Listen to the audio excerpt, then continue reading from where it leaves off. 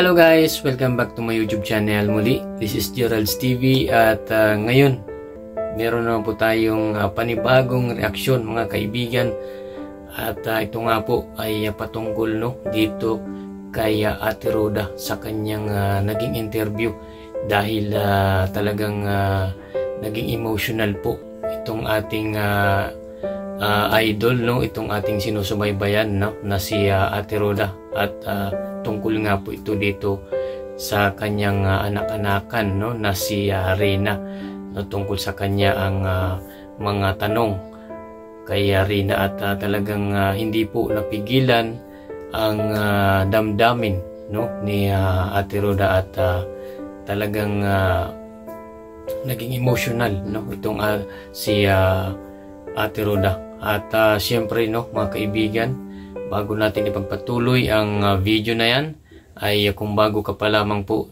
dito sa ating channel ay pakibisita po ng mga channel ng mag-amang Val Santos Matubang, Kalinga Prab at Edna Vlogs at syempre lahat po ng Kalinga Partners. At syempre ay binabati ko rin po kayo ng isang mapagpalang araw sa inyong lahat saan mga sulok po kayo ng mundo naroon. Ano man ang iyong mga ginagawa, ay tandaan nyo po na lagi po kayong mag-iingat. Alright, ito na mga kaibigan at wag na natin itong patagalin dahil alam ko po na kayo po ay excited na malaman kung bakit napaiyak or naging emotional bakit naging emotional nga ito sa naging interview sa kanya itong si Ate Roda. At ito na nga mga kaibigan, kamakailan ay napanood po natin sa vlog sa pangalawang channel ni Kalinga Prab na ang pangalan po ay Rab Matubang Vlogs. Sa mga hindi pa po nakakaalam ng pangalawang channel ni Kalinga Prab, ito po ay ang Rab Matubang Vlogs, ay pakibisita po at suportahan nyo po ang channel na ito ni Kalinga Prab na ang pangalan po ay Rab Matubang Vlogs.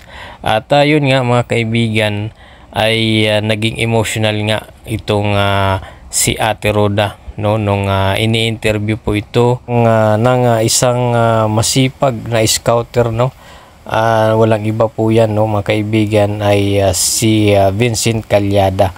So na-interview po siya or meron pong kaunting katanungan sa kanya itong si Kalingap Vincent kay Ate Roda. At dito na nga po hindi maitago ni Ate Roda ang kanyang nararamdaman at napaiyak nga to napaiyak po itong si Ate Roda. Meron po tayong video clip mga kaibigan at atin pong panoorin bago tayo gumawa ng isang reaksyon at syempre ang sarili nating opinion. So ito, panoorin po natin ang isang video clip mula sa channel ni Rab Matubang Vlogs. Yung umaano sa puso't isipan mo, kung paano po pagiging saksi mo para sa anak-anakan mo si Reyna. Speechless kasi ako talaga, grabe. Yung parang maiiyak na lang ako na ito na siya. Parang hindi mo kasi maisip na dadating kami sa ganito, sa sobrang dami ng pinagdaanan ko, di ba, para alagaan siya. Kaya ayoko talaga magpapa-interview. Naiiyak talaga ako kasi hirap, kaba, ayan. Siyempre saksi kayo kung paano siya mag-trigger, kung paano siya magwala. Ayan, alam mo yan kasi ayan, saksi kayo doon. So, may mga time talaga na gusto ko nang mag-give up na suko na ako. Pero pag sumuko ako, sabi ko nga, paano yung isang bata na kailangan ng patnubay? Paano yung mga tao na umaasa na gagaling siya? Yun. So yun mga kaibigan, talagang sobrang naging emotional nga po sa isang interview itong si Ate Roda dahil nga po syempre nararamdaman po natin na grabe din talaga ang hirap at talagang sakripisyo ni Ate Roda sa pag-aalaga dito kay Reyna. At ang maganda dito kay Ate Roda ay talagang 'di ba sabi niya, napanood naman natin na minsan ay gusto niya na nga daw sumuko pero ang nakakabilib dito kay Ate Roda at nakakahanga ay yung nasa puso niya talaga ang pagtulong at matulungan niya itong si Rina kung papaano mapagaling at maging maayos ang buhay ni Rina, lalong-lalo na ang kanyang sarili, no. Mas inisipan ni Ate Roda na ipagpatuloy yung kanyang pagtulong na maging maayos ang buhay ni Rina kaysa siya ay sumuko, no. At yun nga ay ito po yung isa sa nakaka-touch, no, at talagang nakakaiyak din, no, dahil na nakikita naman natin kung gaano or papaano talaga naghirap itong si Ate Roda sa pag-aalaga, no, dito kay Rina, na talaga namang mula sa umaga, sa tanghali hanggang sa pagtulog, no, ay si Ate Roda po ang naggagabay at nag-aalaga, umiintindi sa lahat ng oras, no, dito kay Rina.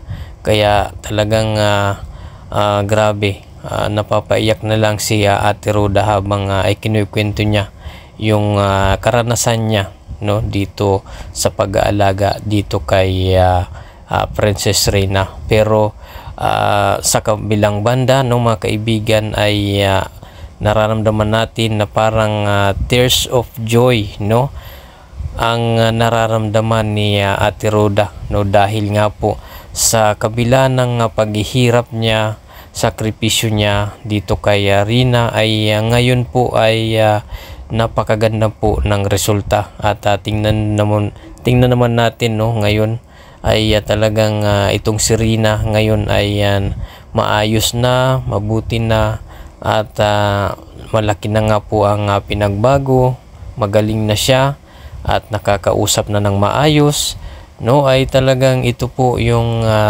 nakakatuwa at parang dito po napapaluha at napapaiyak talaga si Ate Roda dahil sa sobrang tuwa niya na sa pagtulong niya sa pag-aalaga niya dito kay Rina ay malaki po ang nabago, no, sa buhay ni Rina, no.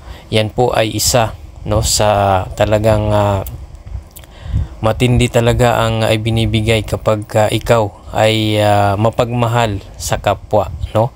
At talagang itong si Ate Roda ay nakakahanga nga, no, dahil kahit hindi niya po kaano-ano or kadugo ito si Rina, ay talagang pinaramdam, no, dito kay Rina na si Rina ay kapamilya niya, parang isang anak, no. Ay talagang yun po ang ipinaramdam dito kay Princess Rina ni Ate Roda, no. Kaya naman grabe, kaya siguro, no, mga kaibigan, ay naging mabilis yung pagaling ni Rina dahil talagang yun ang parang kailangan ni Rina, yung merong mag-aalaga sa kanya at magmamahal, no.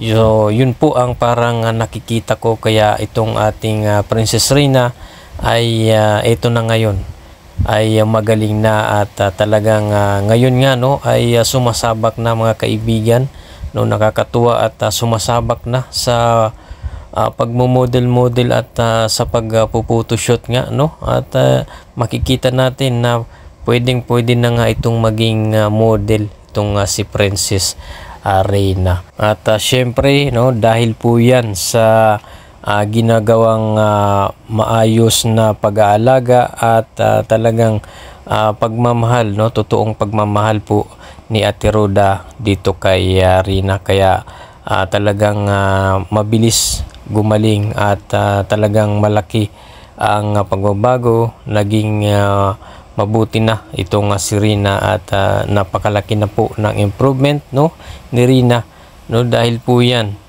kay Ate Roda at syempre sa tulong ng buong team Kalingap ni Kalingap Rab, na talaga namang hindi po pinabayaan mula noon hanggang ngayon, no, itong si Princess Rina. Kasama po syempre ang mga sponsor na talaga namang nagmamahal, no, nagpapaabot ng pagmamahal dito kay Rina. So yun lamang po no mga kaibigan, maraming salamat po sa inyong panonood, at syempre patuloy lang po nating suportahan ang Team Kalingap, no, lalong-lalo na ang mag-amang Val Santos Matubang, Kalingap Rab, Atid na Vlogs, at syempre Roda Mix Vlog, no, at lahat po ng Kalingap partners.